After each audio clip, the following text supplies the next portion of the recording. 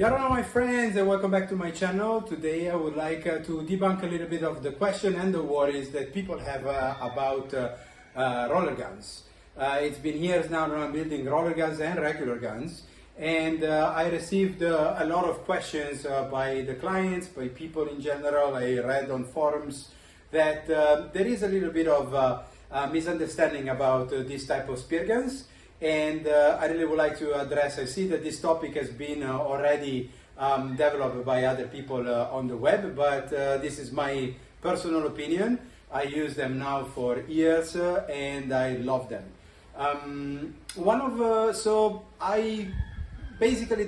There are 6 questions that came out over the years about these guns, and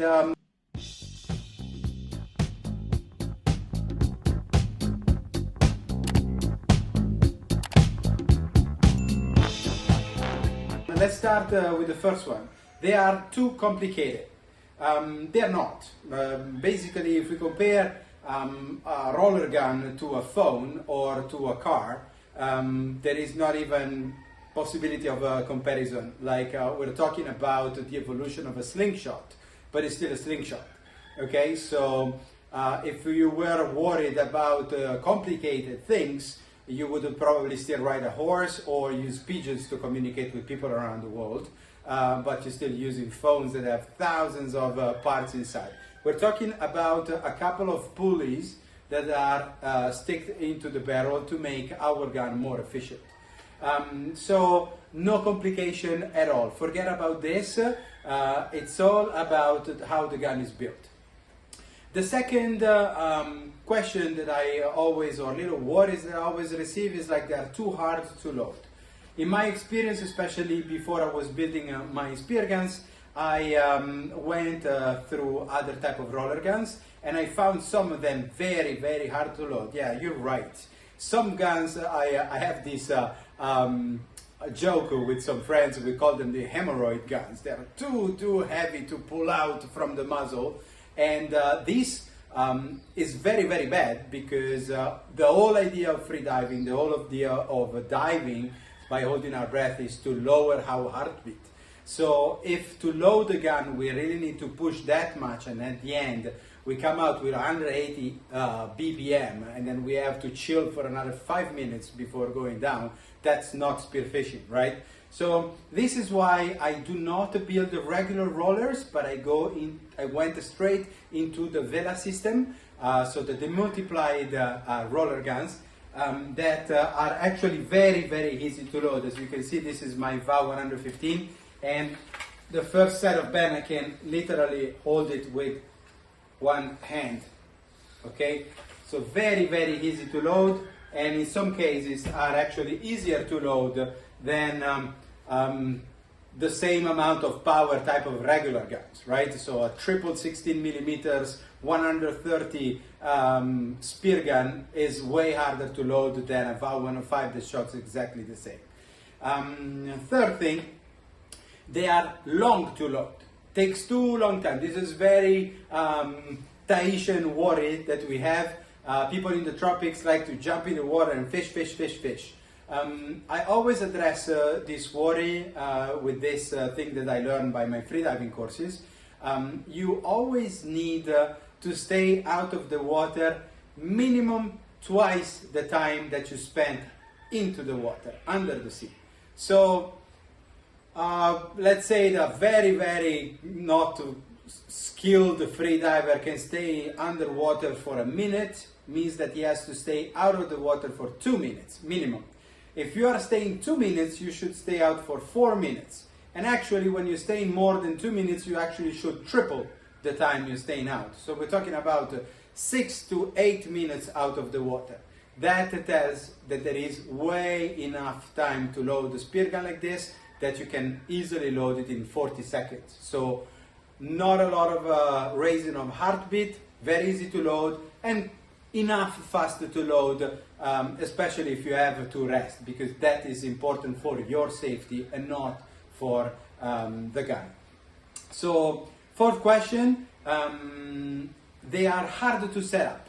Okay, this is a worry that scares a lot of people. they are like, oh God, if I have to change the bands, it looks insane and thing. Yeah, you might be right. There is for sure more parts that are harder to change and to deal with, but honestly, I talk for my spear guns. With one Allen key, you can do everything.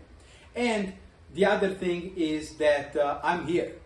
I am talking for my company. I follow up with all my clients. All my clients can tell you, if you ask around, that I'm always there, answering the phone, answering the messages that you guys send me about how to set it up, if you need extra parts, if you need spare parts, if you need a little bit of a video call. I'm always here to help you to set up your gun correctly, because that is very important, actually.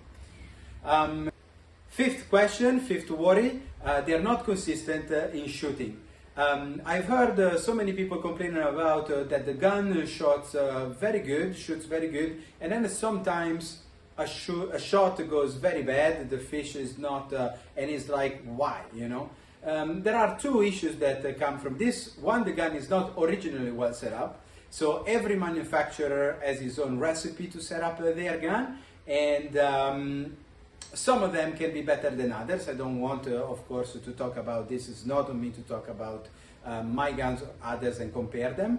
But one thing is true, sometimes we like to do things on our own.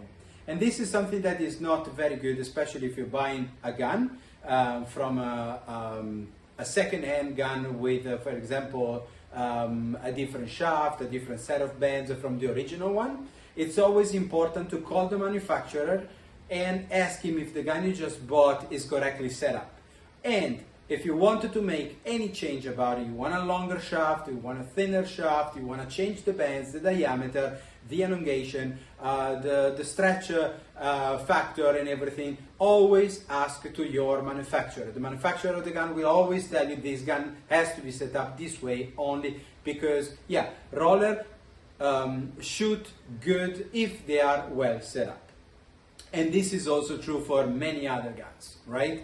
But because regular guns usually have smaller ranges, we don't really appreciate the difference. While when we use roller guns, we want to exaggerate in performance. And if the performance doesn't come out, there might be an issue with the setup, right?